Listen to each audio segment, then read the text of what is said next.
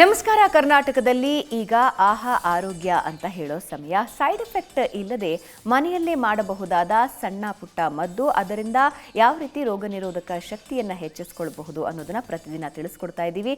ಇವತ್ತು ಹಾಗಾದ್ರೆ ಡಾಕ್ಟರ್ ಕಿಶೋರ್ ಯಾವ ಮದ್ದಿನ ಬಗ್ಗೆ, ಯಾವ ಔಷಧಿಯ ಬಗ್ಗೆ ತಿಳಿಸ್ಕೊಡ್ತಾರೆ ನೋಡಿ. ನಮಸ್ಕಾರ. ಇವತ್ತು ಯಾವುದ್ರ ಬಗ್ಗೆ ಮಾತಾಡ್ತಿದ್ದೇವೆ ಗೊತ್ತಾ? ಕಾಸ. ಕಾಸ ಅಂದರೆ ಸಂಸ್ಕೃತ ಪದ. ಕನ್ನಡದಲ್ಲಿ ಕೆಮ್ಮು ಅಂತೀವಿ. ಕೆಮ್ಮು ಒಂದ್ಸಲಿ ಬಂದುಬಿಟ್ರೆ ಎಷ್ಟು ಹಿಂಸೆ. 4 ಜನ ಮಾತಾಡ್ದಂಗೆ ಕೈ ಇಟ್ಕೋಬೇಕು. ಕೋವಿಡ್ ಆದಮೇಲಂತೂ 4 ಕಾಣಿ ಇದ್ದಿದ್ದ ಭಯ 250 ರೂಪಾಯಿ ಎಷ್ಟಾಗ್ಬಿಟ್ಟಿದೆ. ಕೆಮ್ಮಿಗೆ ಏನಾದರೂ ಮಾಡಬೇಕಲ್ಲ, ತ್ವರಿತವಾಗಿ ಇದು ಸರಿ ಹೋಗಬೇಕು. ಆಮೇಲೆ ಯಾವುದೇ ಸಮಸ್ಯೆ ಇರಲಿ, ಸೋರಿಯಾಸಿಸ್ ಇರಲಿ, ಎಕ್ಸಿಮಾ ಇರಲಿ, ಆರ್ಥ್ರೈಟಿಸ್ ಇರಲಿ, ಚೂರು ತಾಳ್ಮೆ ಇರ್ಬೋದು. ಕೆಮ್ಮು ಮಾತ್ರ ಹಂಗೆ ಸರಿ ಹೋಗ್ಬಿಡ್ಬೇಕು.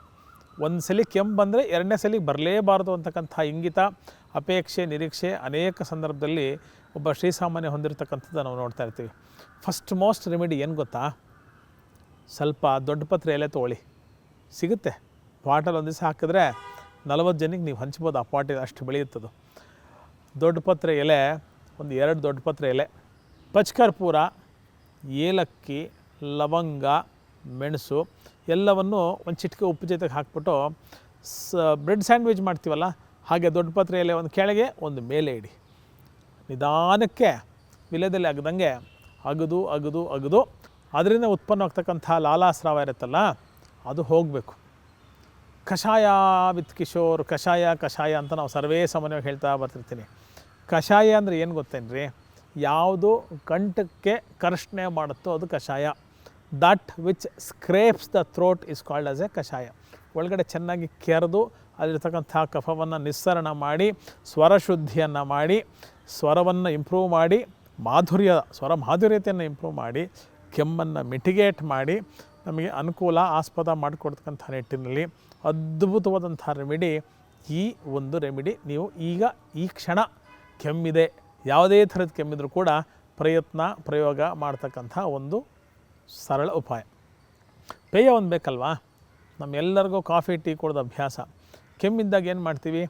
ಬಿಸಿ ಬಿಸಿಯಾಗಿ ಏನಾದರೂ ಬೇಕು ಅಂತಕ್ಕಂಥ ಹಂಬಲವನ್ನು ವ್ಯಕ್ತಪಡಿಸ್ತೀವಿ. ಏನು ಮಾಡಬೇಕು? ಬಿಸಿ ಬಿಸಿ ಪೇಯ ಅಂದರೆ ಒಂದಿಷ್ಟೇಷ್ಟು ಹಾಲು, ಅಷ್ಟು ನೀರು, ಜಾಸ್ತಿ ಗಟ್ಟಿ ಹಾಲೇನು ಬೇಕಾಗಿಲ್ಲ. ಇಷ್ಟು ಹಾಲು ಅಷ್ಟು ನೀರು ತೊಗೊಳ್ಳಿ.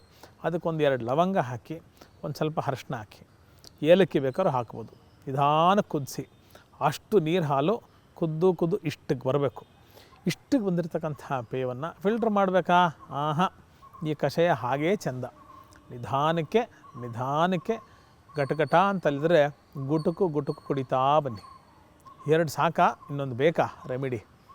ಕೃಷ್ಣ ತುಳಸಿಯ ಚಿಗುರು ಇರುತ್ತಲ್ವ, ಗಿಡಕ್ಕೆ ಪೂರ್ತಿ ಹಾರ್ಮ್ ಮಾಡಬೇಡಿ. ಆ ಚಿಗುರು ಮಾತ್ರ ಒಂದು 2 ಎಲೆ ತೊಗೊಳ್ಳಿ, ಜೇನುತುಪ್ಪದಲ್ಲಿ ಹಿಂಗೆ ಅದ್ದಿ ಬಾಯಿಗೆ ಹಾಕ್ಕೊಂಡು ನಿಧಾನಕ್ಕೆ ಅಗದು ಜಿಗದು ತಿನ್ನಿ. ಎಷ್ಟು ಸಲ ತಿನ್ನಬೇಕು? 2 ಸಲ ಸಾಕಾ? 3 ಸಲ ಸಾಕಾ? 4-5 ಬಾರಿ ತೀವ್ರವಾದಂಥ ಕೆಮ್ಮಿದ್ದಾಗ ಈ ಸರಳ ಪ್ರಯತ್ನಗಳನ್ನು ಮಾಡಿ. ಬಹುಶಃ ಮುಂದಿನ 400 ವರ್ಷಕ್ಕೆ ನಿಮ್ಮ ಪೀಳಿಗೆಗೆ ನಿಮಗೆ ಬರ್ತಕ್ಕಂಥ ಕೆಮ್ಮನ್ನು ನಿವಾರಣೆ, ನಿಯಂತ್ರಣ ಯಶಸ್ವಿಯಾಗಿ ಬಹುಬೇಗ ಹತೋಟಿಗೆ ತರತಕ್ಕಂಥ ಪ್ರಯತ್ನ ನೀವು ಮಾಡಿದರೆ ಯಶಸ್ಸು ಖಂಡಿತ ನಿಮ್ಮದು ಅಂತಕ್ಕಂಥ ಮಾತನ್ನು ಹೇಳ್ತಾ, ಇನ್ನು ಅನೇಕ ಸಮಸ್ಯೆಗಳು, ಅನೇಕ ಪರಿಹಾರಗಳು ವಾಪಸ್ ಬರ್ತೀನಿ. ಕಾಯ್ತಾ ಇರಿ. ನಮಸ್ಕಾರ.